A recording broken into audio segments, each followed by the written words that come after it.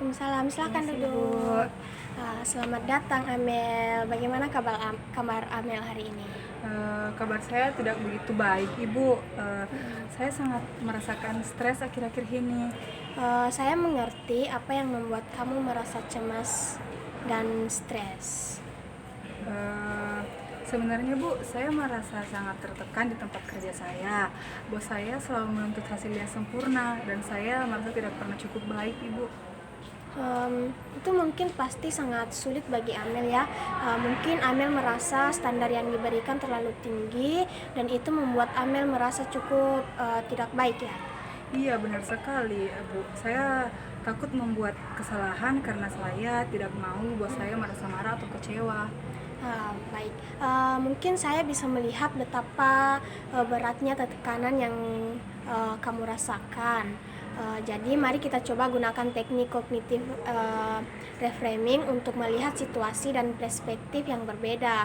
Bagaimana menurut Amel jika kita mulai dengan mengidentifikasi pikiran-pikiran yang menyebabkan stres ini? Baik, Bu.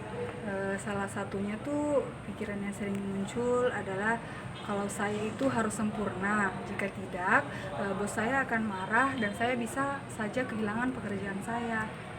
Itu mungkin pikiran yang sangat menekan ya.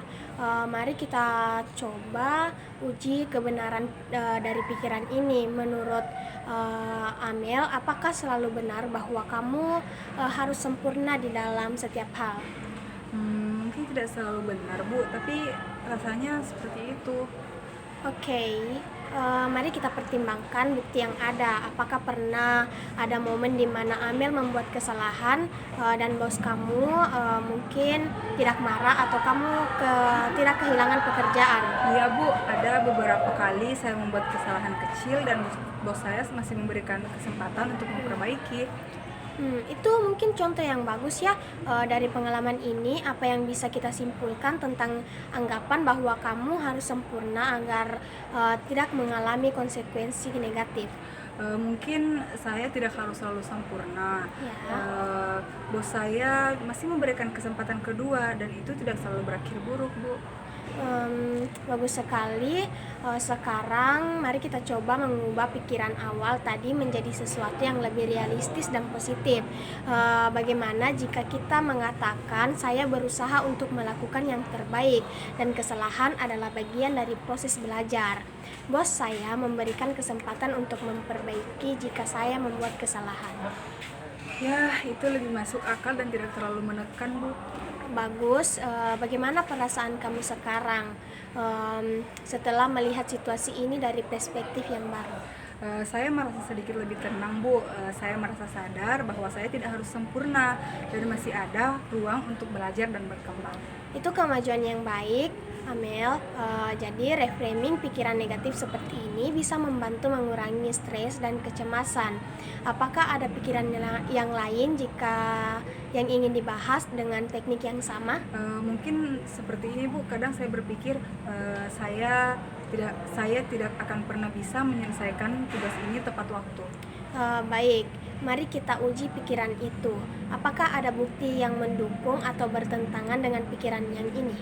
Kadang saya memang bisa menyelesaikan tugas tepat waktu, Bu, meskipun ya begitu harus bekerja keras. Bagaimana? Um, Bagaimana jika kita mengganti pikiran ini menjadi saya memiliki kemampuan untuk menyelesaikan tugas tepat waktu dan saya bisa mencari bantuan atau prioritas jika merasa kewalahan. Bagaimana menurut Amel? Itu lebih baik. Saya merasa lebih mampu dan lebih tenang. Bagus sekali, Amel. Jadi, teknik kognitif reframing ini bisa sangat membantu dalam mengelola stres dan kecemasan. Mari kita terus latihan ini dan lihat bagaimana dampaknya ke depannya. Terima kasih, Bu. Saya merasa lebih baik dan punya harapan untuk mengatasi stres saya. Sama-sama Amel, saya senang bisa membantu. Sebelum kita akhiri sesi ini, ada baiknya jika kita membuat rencana kecil untuk membantu mengelola stres. Bagaimana menurut Amel? Tentu Bu, kira-kira apa yang bisa saya lakukan? Jadi mari kita mulai dengan menetapkan beberapa langkah konkret. Jadi yang pertama itu coba untuk mencatat pikiran-pikiran negatif yang muncul sepanjang hari. Kemudian luangkan waktu untuk menantang pikiran tersebut dengan teknik yang telah kita pelajari. Kedua, alokasikan waktu setiap hari untuk melakukan aktivitas yang kamu nikmati dan bisa membantu meredakan stres seperti berolahraga, meditasi, atau hobi lain.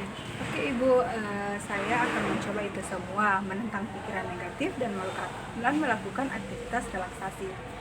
Bagus. Jadi yang ketiga, coba untuk berkomunikasi lebih terbuka dengan bos kamu. Mungkin kamu bisa menjelaskan beban kerja yang kamu rasakan dan mencari solusi bersama. Bagaimana menurutmu?